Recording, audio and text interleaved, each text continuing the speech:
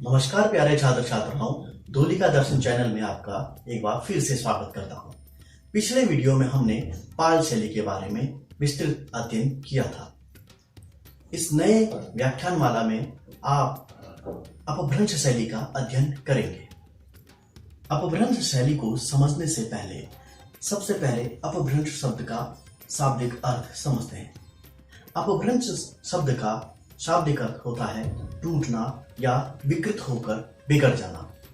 इसके नाम से आप समझ चुके होंगे कि ये शैली किसी विकृत या टूटी हुई चित्रकला शैली के बारे में इंगित करती है। मध्यकाल में अपभ्रंश शैली विकसित हुई। प्रारंभ में इस शैली को जैन शैली के नाम से पुकारा जाने लगा। इसके अतिरिक्त गुजरात, मालवा, राजस्थान में अन्य संप्रदायों के चित्र भी व्यापक रूप से मिलने लगे, इसलिए इसे गुजरात शैली के नाम से भी जाने लगा। आनंद कुमार स्वामी ने इस शैली को पश्चिम भारत शैली का नाम दिया, लेकिन डॉक्टर मोतीचंद्र के अनुसार सिर्फ पश्चिम भारत शैली नाम देना उपयुक्त नहीं होगा, क्योंकि इस शैली के चित्र भारत के अन्य भूभागों में भी प्राप्त हो रहे थे। श्री राय कृष्णदास जी ने इस शैली को अपभ्रंश नाम दिया, जो कि सभी विद्वानों के द्वारा सर्वसम्मत रूप से स्वीकार किया गया, और इसे आज हम अपभ्रंश शैली के नाम से जानते हैं।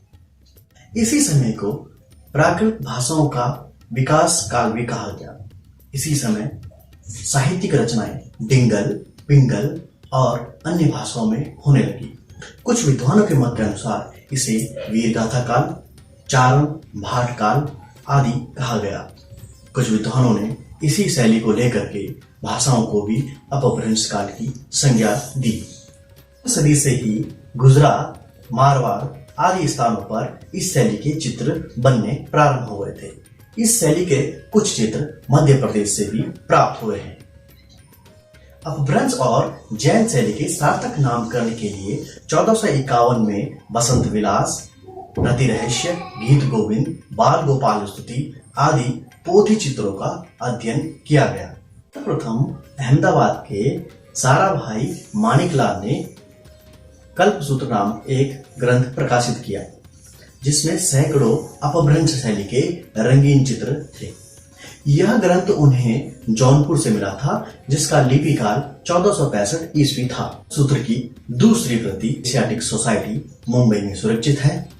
तीसरी प्रति लीमट के सेठ कल्याण जी आनंद जी के पास सुरक्षित है, जिसका लिपि काल 1415 ईस्वी का है। कल्पसूत्र की चौथी प्रति अहमदाबाद के मुनि दया विजय जी के पास है, जिसका रचना काल 15वीं शताब्दी का उत्तरार्ध में है।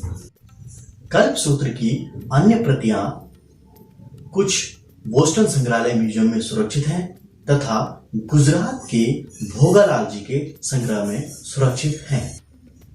अब बात करते हैं अपभ्रंश शैली के चित्रों की।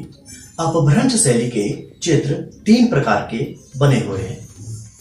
पहला, ताड़पत्रों अथवा तालपत्रों पर बने हुए चित्र। दूसरा, कागज पर बने हुए चित्र। तीसरा, कपड़े पर बने हुए पटचित्र।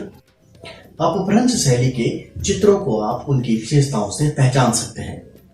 यह पहचान इतनी सरल है कि कोई भी अगर थोड़ा बहुत ज्ञान अपभ्रंश शैली के बारे में रखता है तो वह अपभ्रंश शैली के चित्रों को आसानी से पहचान सकता है। अपभ्रंश शैली के चित्रों की पहली विशेषता है सवा चश्म चेहरों की अधिकता और लंबी नुकीली नाक। इसकी दूसरी विशेषता है परवल के आकार की आंखें, और आंखें इतनी बड़ी बड़ी हैं कि आंखें कान के पास तक जाकर खत्म हो जाती हैं। अपभ्रंश शैली की तीसरी विशेषता है कमर को पतला बनाया गया है। पेड़ पौधों को खिलौनों की तरह अलंकारिक रूप से बनाया गया है। अपभ्रंश शैली की अन्य विशेषताओं में गाल पिचके हुए हैं, मानव भंगिमाएं जकड़ी हुई प्रतीत होती हैं और प्रकृति का अंकन अलंकारिक किया गया है। अपभ्रंश शैली के रंगों की अगर हम बात करें तो इस शैली में लाल, स्लेटी, सफेद, पीला, नीला, काला आदि रंगों का प्रयोग किया गया। ग्रंथों के अध्ययन से हम पाते हैं कि अलग अलग तीर्थंकरों के लिए यहाँ पर अलग अलग रंगों का प्रयोग किया गया है। स्वामी के लिए पीला, पार्श्वनाथ के लिए नीला, नेमिनाथ के लिए काला और ऋषभनाथ के लिए सुनहरा या स्वर्ण रंगों का प्रयोग किया गया है। तो प्यारे छात्र छात्राओं, आज आपने अपभ्रंश शैली का ज्ञान प्राप्त किया। आज के लिए इतना ही। नए वीडियो में कला के नए प्रसंग के साथ मिलेंगे। तब तक के लिए नमस्कार।